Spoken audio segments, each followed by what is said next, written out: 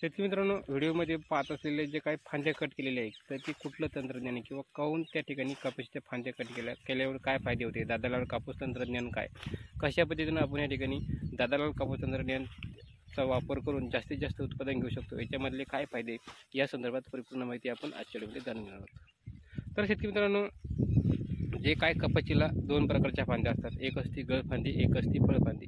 तर शेतकरी मित्रांनो, जर आपण गळफांदी कट केली तर आपल्या एका कपाशी झाडाला सर्वसाधारणपणे 2 ते 3 गळफांद्या असतात. तर त्या गळफांद्या काय करतात, आपल्या जे कपाशीचं झाड आहे त्याचं जवळजवळ 50% अन्नद्रव्य घेतात आणि त्या ठिकाणी त्या शेंड्याच्या दिशेने वर वाढत जातात. त्या ठिकाणी ते आपल्याला कपाशीमध्ये दाटी निर्माण करतात, त्यामुळे हवा खेळती राहत नाही, आंतरमशागतीच्या कामाला त्या ठिकाणी अडचण निर्माण होते आणि त्याला पाहिजे तसं त्या ठिकाणी बोंड वगैरे लागत नाही. परंतु झाडाचं 50% अन्नद्रव्य त्या काळ घेऊन घेतात आणि त्यामुळे आपलं जे कापसाचं जे काही प्रत आहे किंवा कापसाचं जे काही वजन आहे ते कमी होतं. जर तुम्ही गळफांद्या कट केल्या तर तुमची पात्यगळ असेल ती कमी होते. त्याचप्रमाणे त्या ठिकाणी आंतरमशागतीची कामं त्या ठिकाणी चांगल्या पद्धतीने होतात आणि जे काही कापसाचं जे काही वजन आहे ते जास्तीत जास्त तुम्हाला त्या ठिकाणी पाहायला मिळतं. एका बोंडाचं वजन सर्वसाधारणपणे 6 ते 7 ग्रॅमपर्यंत तुम्हाला त्या ठिकाणी जर तुम्ही गळफांदी कट केली तर तुम्हाला करता येतं. तर गळफांदी कशी ओळखायची, फळफांदी कशी ओळखायची ते आपण ह्या व्हिडिओमध्ये पाहणार आहोत. तर शेतकरी मित्रांनो, तुम्ही बघू शकता मी सध्या या कपाशीच्या शेतामध्ये आहे आणि हे कपाशीची झाडे सर्वसाधारणपणे 40, 45, 50 दरम्यान तुम्ही गळफांदी ओळखू शकता.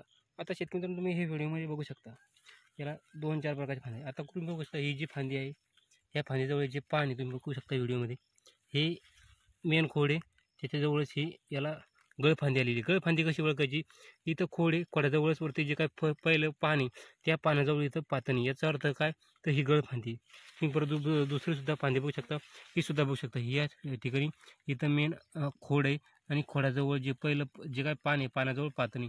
पण तुम्ही बघू शकता जे काही दुसरं त्या ठिकाणी फांदी आहे, तुम्ही बघू शकता ही वरती एक फांदी, ही वर फांदी आहे.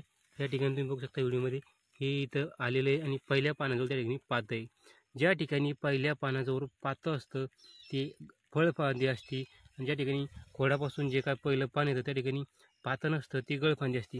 तर अशा तुम्हाला ज्या काही गळफांद्या ह्या कट करून घ्यायच्या आहे, जेणेकरून तुमच्या कपाशी पिकाचं त्या ठिकाणी जास्तीत जास्त उत्पादन होईल, तुम्हाला आंतरमशागतीमध्ये त्या ठिकाणी अडचण निर्माण होणार नाही. शेतकरी मित्रांनो, जर तुम्ही हे काम केलं तर हमखास तुमच्या कपाशी पिकामध्ये तुम्हाला चांगलं उत्पादन पाहायला मिळेल. व्हिडिओ कसा वाटला कमेंट करून नक्की सांगा आणि अशाच शेती संदर्भात परिपूर्ण माहितीसाठी पोंद्रे ॲग्रीगेटसोबत जोडून राहा. धन्यवाद.